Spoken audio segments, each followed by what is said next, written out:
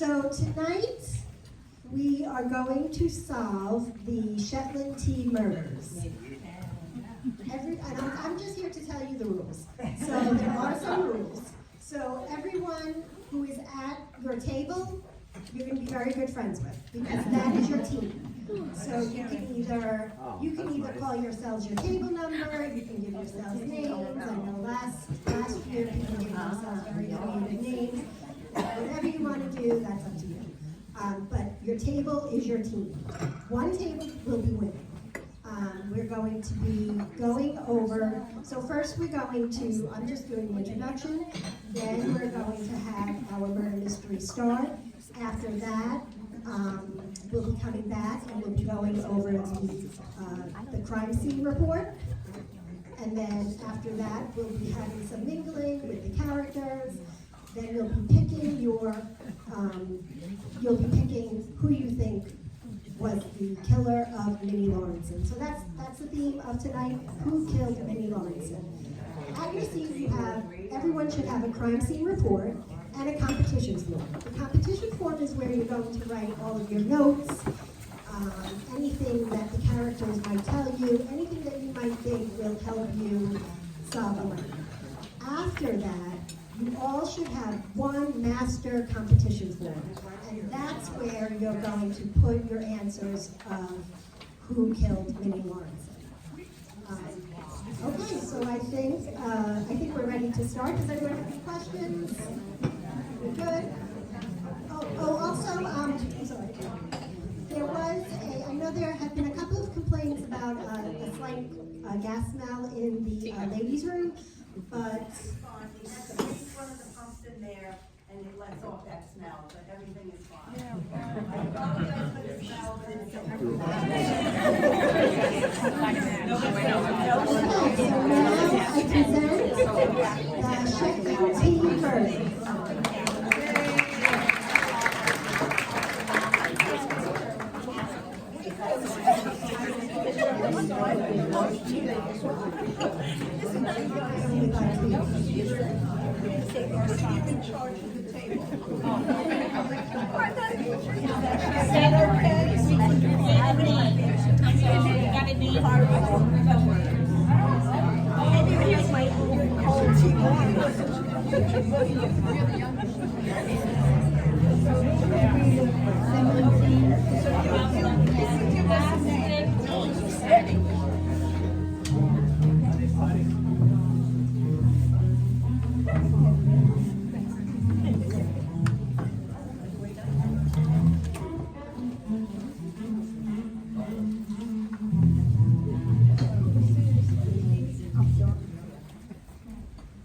Good evening. Tonight, we're not in Huntington. We're in Shetland. This is a community meeting at Sunday tea. It brings people together to share news, to share baked goods, as you're all doing, and to listen to music. This Sunday began like any other Sunday, as the Shetland tea community met early to set up today's tea until the body of Minnie Laurenson was found. Only the people on the Sunday tea committee could have committed the murder. They were the only ones present in the hall, and nobody else had access.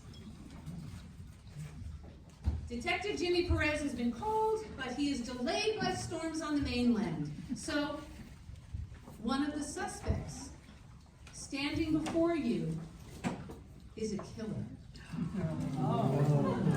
And in the absence of the detective, your task is to deduce which one of them stabbed Minnie Laurenson. That's your job. You're going to work as a team. We'll listen to the things they have to say, but be very wary. One of them is a killer. So let's hear what they have to say. First up, Mavis Grind. She lives in Ravenswick, runs the local post office. Ms. Grind?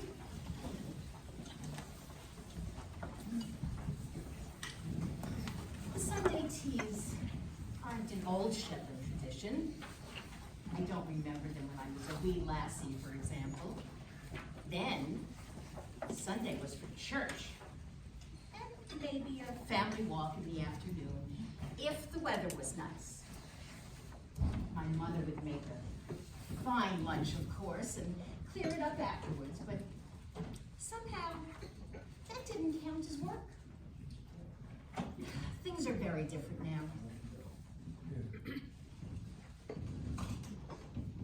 The Sunday teas bring folk together. And that can only be a good thing. Each community chooses a day to have their tea. And in the spring and summer, we can have several teas on the islands in the same week. It's wonderful. Our Ravenswood teas have become so successful that we run them right into the autumn.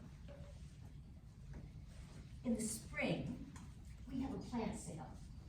Jane Hay brings some of the plants from her polycrop. And in October, in the autumn, we have a little bit of music. It's just lovely. There's always some argument about where the funds we raise from each tea should go. We have a committee to organize the teas and to make that decision about where we should donate the money each month. On the committee, there's me. We have Catherine Rogerson, Stuart Henderson, Jane Hay's son Andy, and Minnie Laurenson. At least there was Minnie Laurenson, but now she's dead. And that's why you're all here tonight. It all started just like any other Shetland Tea Sunday. The committee got to the hall in the morning to set up. We had a meeting the week before at Minnie's house. In the past, we've all gotten along splendidly. But then Stuart had the bright idea to invite some young people onto the committee. And since Andy and Catherine have joined, nothing has been straightforward. Catherine is one of those young women who appear shy, very shy. But she gets her way by being persistently obstructive in the politest sort of way. It's impossible to argue with her without appearing rude. I have always felt Andy to be an extremely arrogant young man. Yes, you. Charming enough on the outside. But underneath, you feel he's sneering. He does play the fiddle like a dream, though. And in October, we have a lot of extra visitors that come to the October teas just to hear his music. He really is wonderful. He dropped out of uni, though. He dropped out of the university, and now he works in Muriel, serving behind the bar. So, actually, he has nothing to be arrogant about.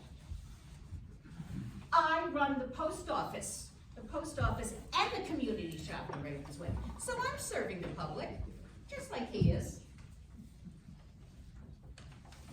When we arrived at the hall that morning, we still hadn't decided where the money was going to go.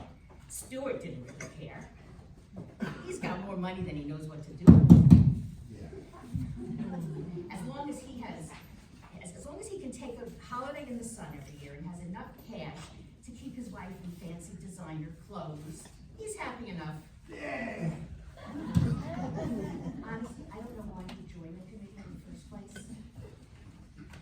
Andy was all for a donation to the youth theater in Muriel. Well, I wasn't having that. That committee, that council over there has already taken enough of our money. And if those kids want to prance about on stage, well, let them pay for it themselves. We don't have to. Catherine wanted to support the Ravenswood Play Group. Now, I've never had children myself, but I don't don't see why the young moms can't look after their own offspring. And besides, it was about time, as Catherine Rogerson learned, she cannot always get her own way. So I backed Minnie Laurenson's idea for a donation to the Textile Museum. The thing you need to know about Minnie, she was a great knitter and spinner. And when Professor Grieve opens her up at the postmortem, he'll probably find yarn in her body instead of veins.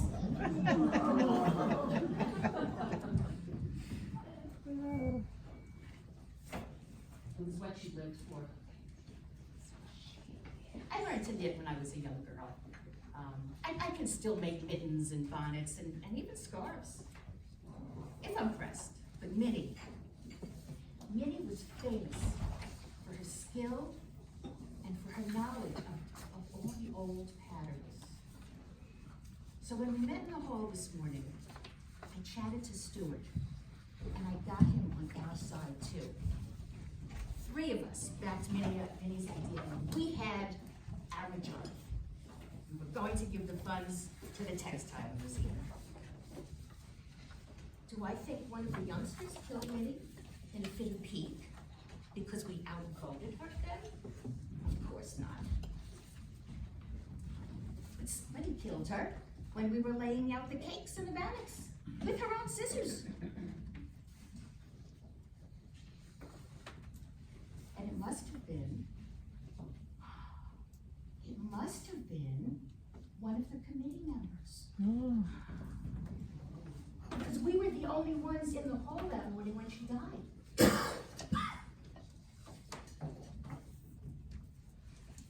She brought her knitting with her because she had this all over Jersey thing that she was making for an American client, and she was not gonna go home for lunch, she was gonna work on it there. And her scissors were in her bag. They were long bladed and very, very sharp. We'd all see her use them in the morning when we stopped for coffee. Minnie could knit anywhere at any spare moment. I was in the kitchen. Filling up the urns for tea. And when I came back into the hall, she was dead. Her scissors were sticking out of her back, and there was blood on her knitting. She had been using natural colors, grays and Morris whites. The splashes of red looked like some kind of unusual design on the knitting, like it was part of the pattern. Of course, I screamed. It was a horrible sight.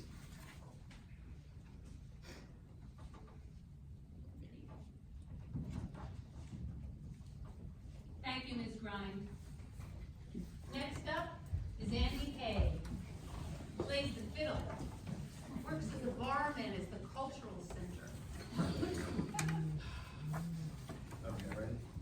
I have no idea how I got bullied into joining the Sunday Teas Committee.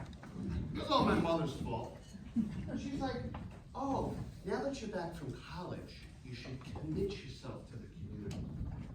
Right? She's like, oh, now that you live in Shetland, you should prove you're serious. I was like, no, I'm serious. I did it just to get her off my back. And because Catherine Rogerson said she would be there. I always had a soft spot for Catherine. She's older than me, of course, but I've always admired her since we were in the youth theater together. Her father is a counselor with his fingers in many pies, and she's very much a daddy's girl. I don't think he approves much of me, so unfortunately our relationship's probably not gonna, turn into anything more serious. But it's cool. Yeah, I get to go there and play my fiddle, and it's a lot of fun. I had a soft spot for Minnie Laurenson too. She was our neighbor. We live in Gill Center, which is across the shore in Ravenswick, and she is the best. My mom is owns a horticulture business, and my dad is a farmer 16 where Minnie lived was also a croft, but my dad bought it when it became too much for her, and she was left with just a house. As kids, we would go there all the time. She had this fat cat named Sam. She used to make these delicious biscuits. She's famous for writing these spiky letters for the Shetland Times. So the meeting last week was the first time I had seen her since I came back from school. And, you know, to be honest, she seemed a bit crabby and irritable.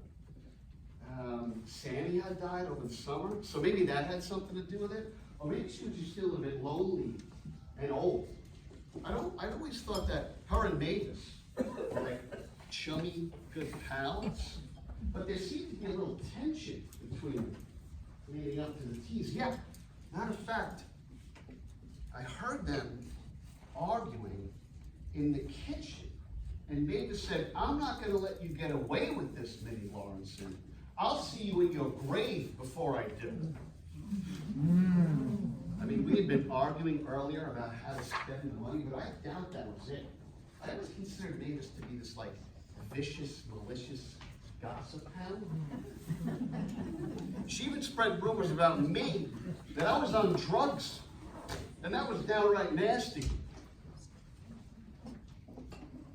Of course, I didn't take the threat to Minnie seriously earlier, but it seems a lot more sinister now. So, today, I was the last to arrive. I was on the late shift at Maria. And, you know, a friend had a bit of a house party afterwards, so put it this way, I was in no shape to get here at the crack of dawn. Yeah, well, so the deal is that folks bring their baked goods between 11 and 12. Now, in other places, that arrangement's a little more flexible, but of course, Mavis runs the teas with an iron fist. She's always been queen bee, so we just do whatever she says.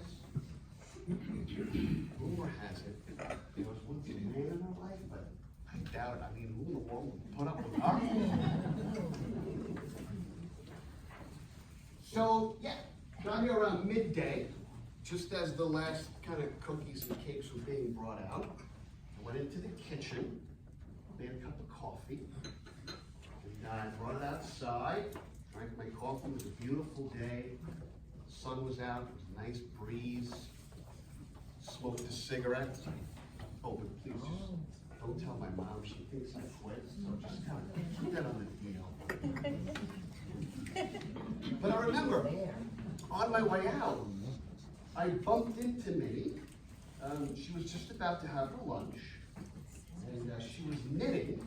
She was like kind of clacking away, you know? But it was really impressive because it was a really complicated looking pattern, but she wasn't even looking at it. She was just kind of like working, you know, looking at me, clicking away. And she stopped, and she said, "Andy, are you well? Do you think it was the right thing for you to do to come back to the islands?" I thought about it, and I said, "Yeah, you know, I was happy to see my family and hang out with my friends again." And then I swear, she said to me, "You just be careful, boy. Sometimes it's the people closest to you that'll stab you in the back." Look, could you believe it? It was prophetic, as if she knew something was going to happen. So, anyway, yeah, I was outside. Couldn't have been more than 15, 20 minutes when I heard this blood-curdling scream. And I ran inside, and there was Mavis standing over Minnie's body that had a scissor blade sticking out of it.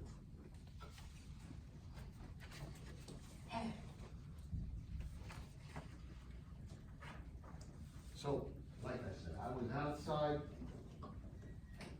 I didn't see anybody walk past me through the front door.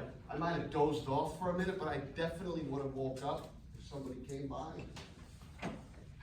There is a back door, but it's always locked. and only the members of the Tees Committee have a cake. I don't know why anybody would want to kill a sweet little old lady like Minnie Laurenson.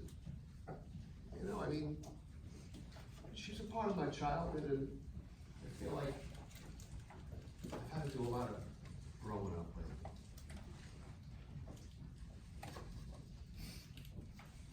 Thank you, Mr. Hay. I know that was difficult.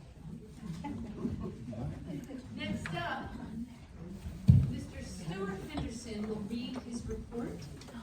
Stuart is a wealthy owner of holiday chalets. Angie made me join the Tees Committee. She's my wife, so it goes without saying that it's a good plan to do exactly what she wants me to do. Well, there was a bit of bad feeling in the community when we put our holiday complex in the parks, not too far from the church. Oh no, we definitely could have convinced them that this is not just a business proposition. No, not at all. No, this is a way to bring work to this part of Shetland. You know, there were other objections, but the council said, it's okay, we get it. We see your point of view. So, you know, the chalets went up, and since the minute they went up, they've been booked out. So we definitely did the right thing. And you know, Angie said for me that I should, to smooth things over with the community, I should volunteer for the Tees Committee. That's why I'm here. Well, Mavis and Minnie, I think I know why they fell out. Because Mavis had a gentleman friend from the South. Yeah. They met when he came years ago to the islands. He was very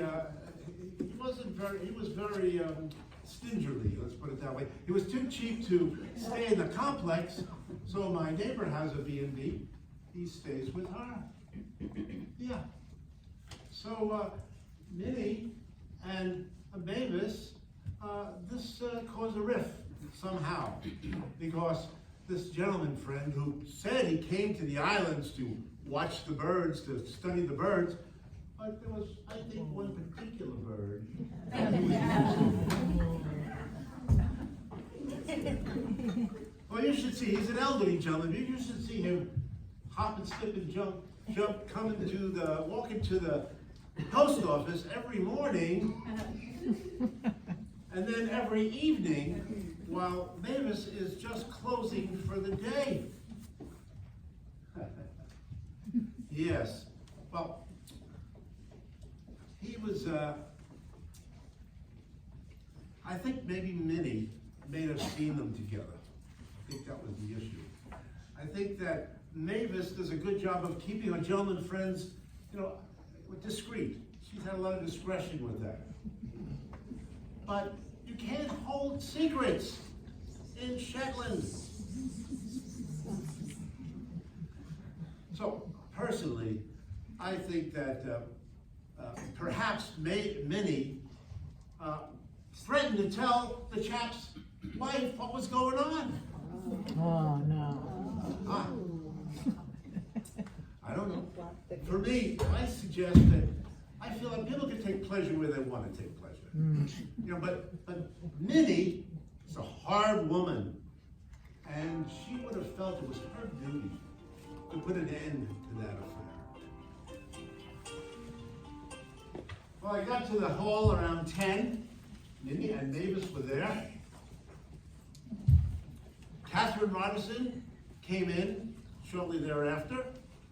Catherine's just taken a position in the school district here at Ravenswick, and she's really well liked by everybody. Yeah.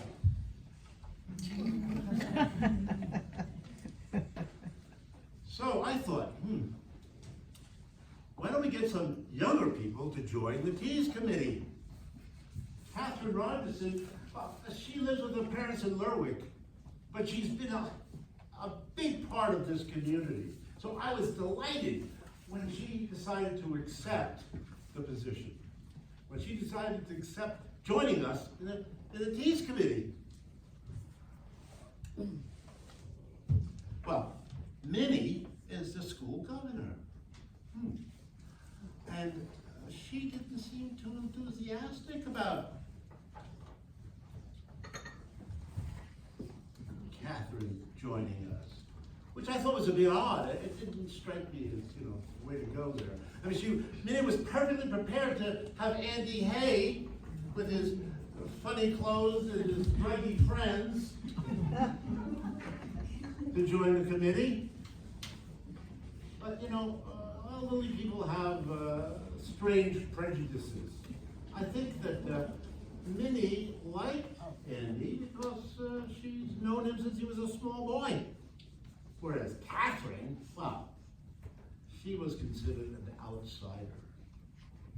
Well, as soon as Catherine arrived, Minnie took off to the kitchen to wash the cups and saucers, leaving Catherine and Mavis to greet the folks coming in with their home bakes.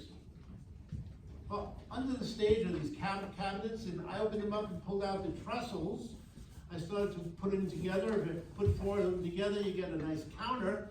And then I pinned the bunting on them, and then I opened up the small tables where people sit to have their teas.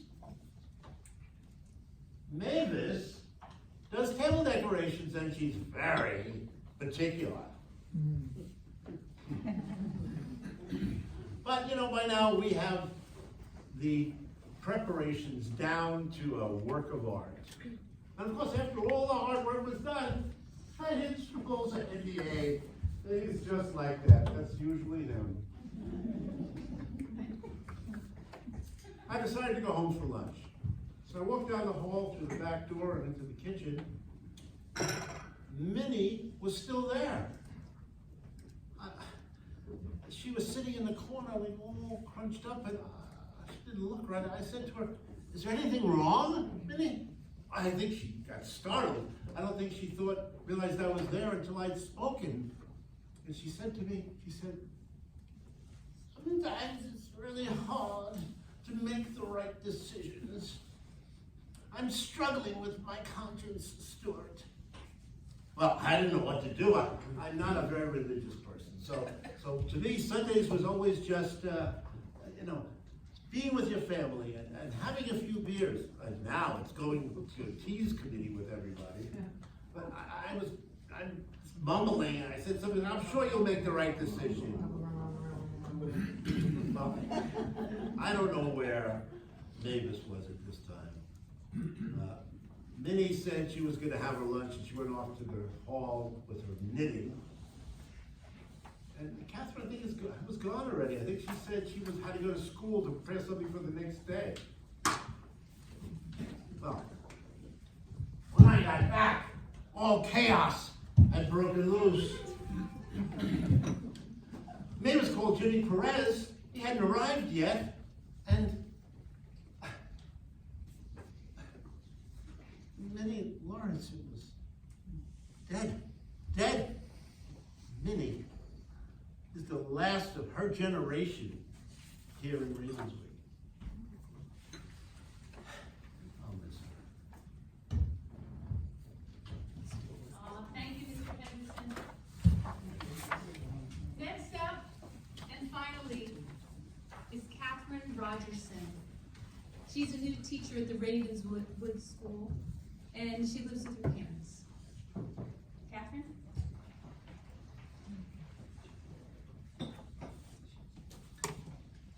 I knew from a small child that I wanted to be a teacher in Shetland. My dad was working in Aberdeen when I was born, but the family moved back when I was only a baby, and all of my memories are from here. My father's a lawyer and an island counselor, and we've always been close. He had great ambitions for me, and after I did so well at uni, I think he'd hoped I'd go for a high-powered job in the South. But this is all I've ever wanted, to teach little kids in a little school in Shetland. Of course, I'd love children of my own too. But so far, the right man hasn't come along. My father says I'm too picky, and maybe he's right, but he's picky too, and so far he hasn't liked any of the men I've taken home. When Stuart asked me to be a member of the Ravenswick Teas Committee, of course I agreed. I know some local people were disappointed that I didn't move into the community when I got the job at the school, but I like to keep some distance between work and my personal life. So this was a way of showing that I'm committed to the place and the children in my care. And also, it was a better way to avoid getting entangled with the village and its politics. If I realized just how set in their ways the older members of the committee are and how much they present new ideas, perhaps I'd had second thoughts about joining up. But, as Mavis Grimes told you, I'm a stubborn woman and I won't be bullied. Now I'm here. I'm determined to make sure that the Ravenswick Teas is an event for everyone, and most of all, the children and their families. In the past, it's been a rather cliquey affair. But I certainly wouldn't kill an old woman because she disliked the way that I wanted to present new ideas or involve new members, or I didn't like the way that she wanted to spend the funds raised. In fact, we've become closer in recent weeks, and that was all down to Minnie's passion for knitting and for keeping the old patterns alive. I invited her into the school to teach the children, the boys and the girls, to knit, and she'd already been in for one session. She had great stories to tell about the wool and where all the natural dyes came from. I was pleased to hear that Andy had agreed to join the committee. Of course, he's younger than me, though. I knew him when we were children. We were both members of the youth theater in Muriel, and it's great that he's working there again. Of course, I never considered him in any sort of romantic light. He's a sweet boy, but not very mature for his age. I think he had some problems with addiction when he was away in the South. But he's doing fine now, and I'm really hoping he'll agree to work with me on some community projects for teenagers if we can get the funding. I haven't floated that one past the committee yet. Mavis Grimes was horrified when I suggested giving the teas money to the play group.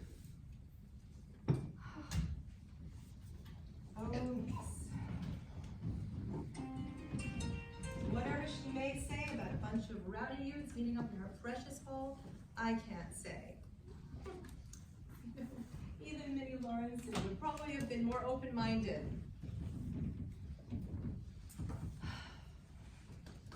I think I might suggest getting someone to look at the accounts.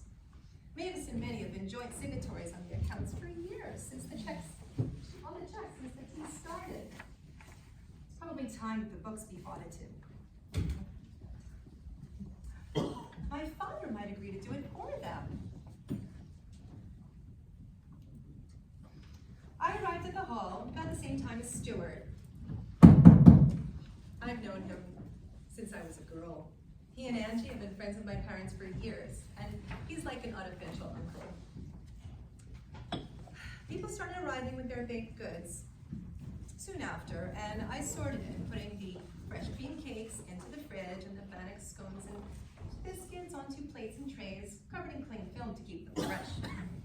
Mavis Grimes was with me, but she seemed to spend more time gossiping with her neighbors than actually helping out.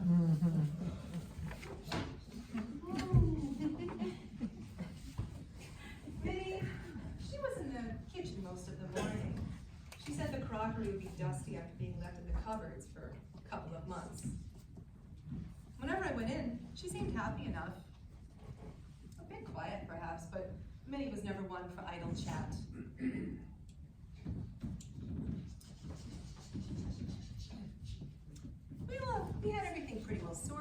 lunchtime, so I decided to go down to the school to eat the salad I brought with me. I told the others that I had work to prepare for the next day, but really, I just needed a bit of time to myself. And it was really such a lovely day for that time of year. I needed the fresh air. I went out the front door.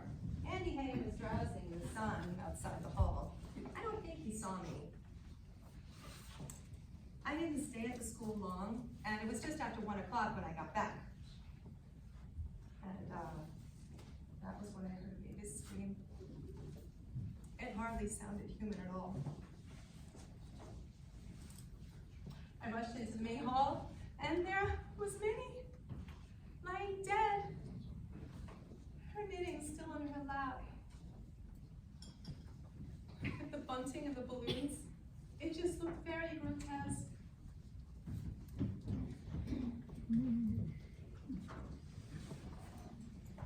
Thank you. Thank you all for testifying and giving your statements. It is now up to you. I hope you were taking notes. I hope you have a good feel for who killed Minnie, because one of them did.